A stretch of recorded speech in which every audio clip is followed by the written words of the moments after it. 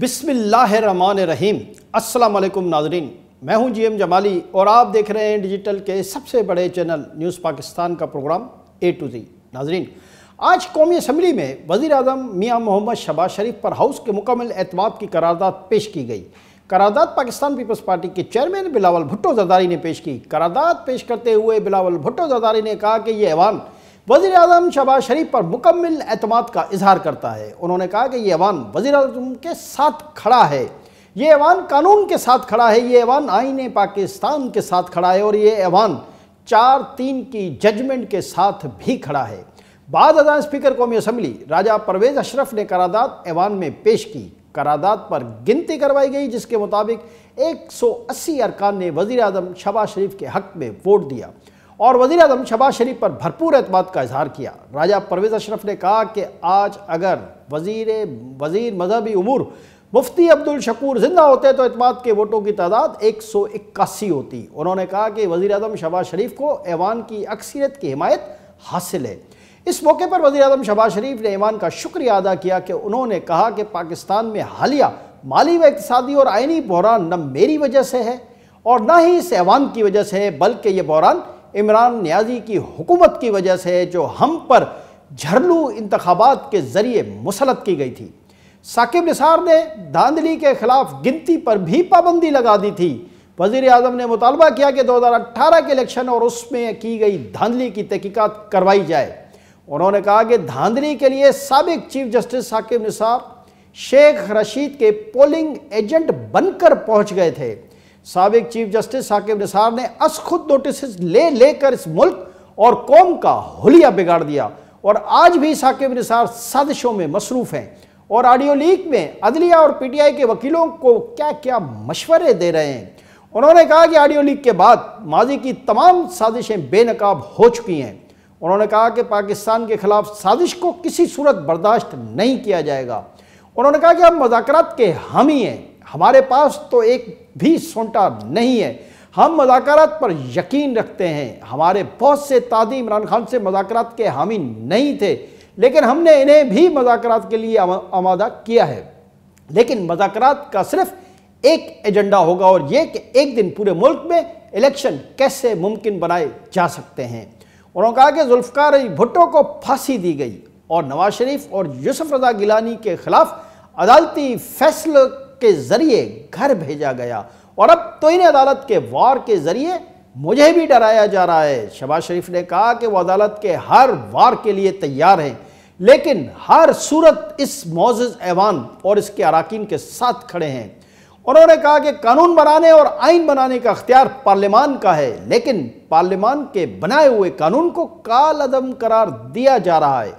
उन्होंने कहा कि हम 3 रुकनी बेंच को नहीं मानते, हम सिर्फ 4-3 के फैसले को मानते हैं। वज़ीर आज़म ने कहा कि अदलिया का पंजाब में इलेक्शन पर जोर है, लेकिन केपीके में इलेक्शन का जिक्र तक नहीं है। उन्होंने कहा कि पार्लियामान का एहतराम और इख्तियार दुनिया की कोई ताकत नहीं छीन सकती। उन्होंने कहा कि अरबों रुपए की करप्शन में मुलविस जज को सुप्रीम कोर्ट ने अपनी गोद में बिठा रखा है। जी नाज़रीन, दरियासरा वज़ीर आज़म के एतमाद के वोट के बाद मौलाना फजल रहमान ने आज प्रेस कॉन्फ्रेंस करते हुए कहा कि इलेक्शन के हवाले से सुप्रीम कोर्ट के 3 रुकनी बेंच की समाअत गैर मुय्यना मुद्दत तक मुलतवी होने का खैर मकदम करते हैं और हम पार्लियामान के फैसले की तायद करते हैं और वज़ीर आज़म को एक मरतबा फिर एतमाद का वोट लेने पर मुबारकबाद भी पेश करते हैं। उन्होंने कहा कि हम ये नहीं कहते कि सुप्रीम कोर्ट के फैसले को कबूल नहीं किया जाए, बल्कि हम ये कहते हैं कि सुप्रीम कोर्ट का फैसला नाकाबिले अमल है। उन्होंने कहा कि पीटीआई ने जो करप्शन की है और महा चोरियां की हैं उसकी तहकीकात होनी चाहिए। मौलाना फजल रहमान ने कहा कि इमरान खान से मज़ाकरात के हवाले से हमारा मौक़िफ़ वही है कि इमरान खान से कोई मज़ाकरात नहीं हो सकते। ताहम उन्होंने कहा कि सेनेट में पीटीआई के सेनेटर्स से मज़ाकरात हो सकते हैं।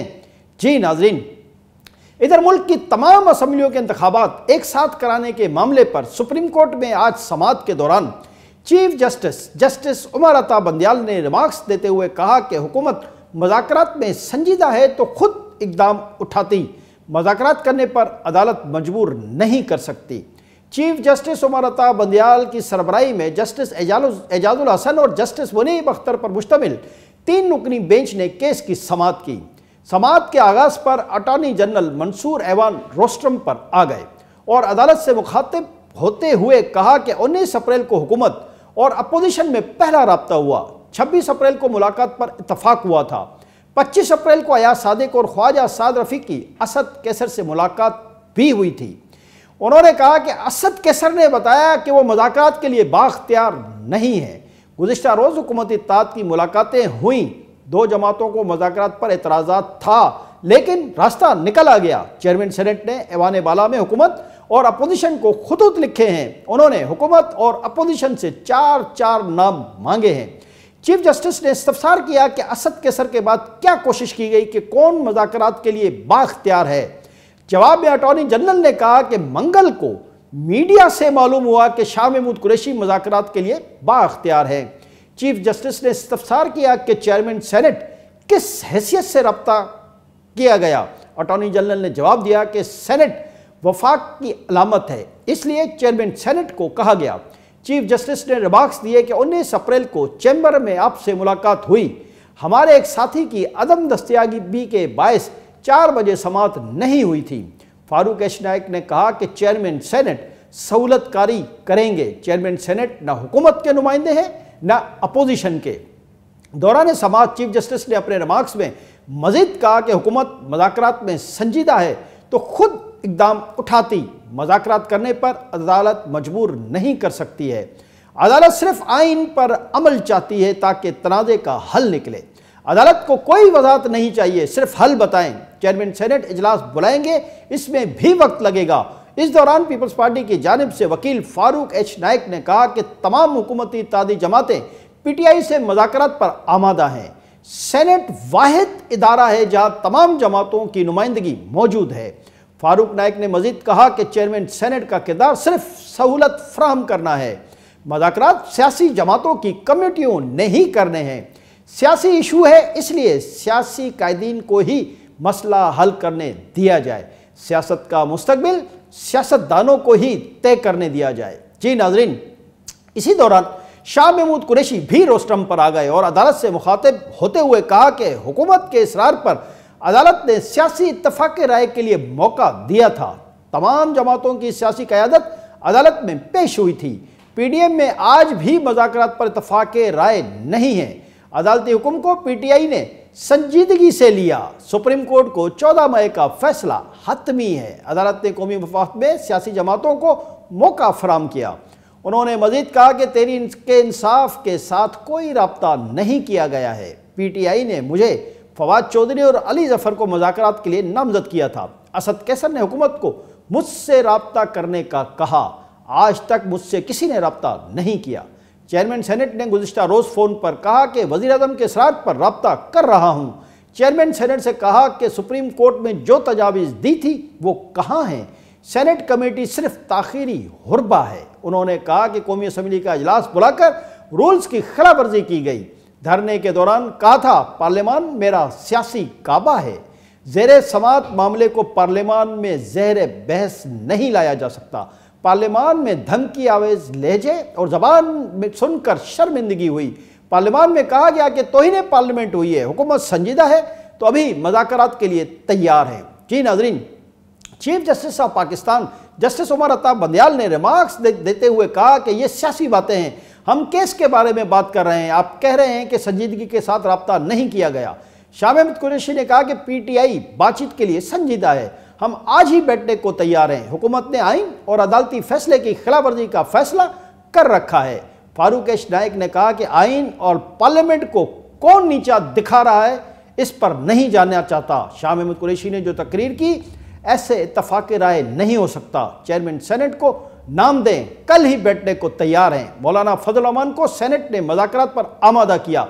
चीफ जस्टिस ने रिमार्क्स दिए कि मुज़ाकरात के मामले में सब्र और तहम्मुल से काम लेना होगा। अदालत का कोई हुक्म सिर्फ तजवीज़ है। कोई मफाद और आइन के तहफ़्फ़ुज़ के लिए इत्तफाक ना हुआ तो जैसा है वैसा ही चलेगा।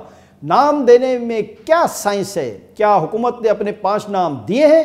फारूक एस नाइक ने कहा कि पीटीआई चाहे तो 3 नाम दे दे, 5 लाजमी दे, हुकूमत के नाम 3-4 घंटे में फाइनल हो जाएंगे, बैठेंगे तो बात होगी, गिले शिकवे होंगे, हल भी निकलेगा। इस पर चीफ जस्टिस ने रिमार्क्स दिए कि फारूक नाइक को भी मुज़ाकरात में रखा जाए ताकि मामला ठंडा रखा जाए। शाह महमूद कुरैशी ने कहा कि चेयरमैन सेनेट ने सिर्फ सेनेटर्स के नाम मांगे हैं। चीफ जस्टिस ने रिमार्क्स दिए कि हुकूमत ने नेक नियति दिखाने के लिए क्या इकदाम किए हैं। लगता है हुकूमत सिर्फ पास पास खेल रही है। आज तवक्को थी कि दोनों फरीकैन की मुलाकात होगी। जी नाजरीन, चीफ जस्टिस ने समाअत मुकम्मल होने के बाद कहा कि हुकूमत एक दूसरे के साथ पास पास खेल रही है। अब अदालत इस मामले पर कोई मुनासिब हुक्म जारी करेगी या नहीं। चीफ जस्टिस ने कहा कि अदालत मुज़ाकरात का हुक्म नहीं दे सकती। अगर किसी फार्मूले पर इतफाक नहीं हुआ तो फिर जैसा चल रहा है वैसा ही चलता रहेगा। आज की इन अहम डेवलपमेंट को देखकर ऐसा लगता है कि आने वाले दिनों में अब मुल्क के सियासी हालात बेहतरी की तरफ बढ़ेंगे और अफवाहें दम तोड़ देंगी। तमाम पीटीआई की मुखलसाना और मुल्क में अदम इस्तेहकाम की हिकमत अमली बरकरार रहेगी या नहीं। वज़ीर आज़म ने एतमाद का वोट लेकर अदलिया और पीटीआई को फिर पैगाम दिया है, जिसके बाद हालात बेहतर होने के इम्कानात पैदा हुए हैं।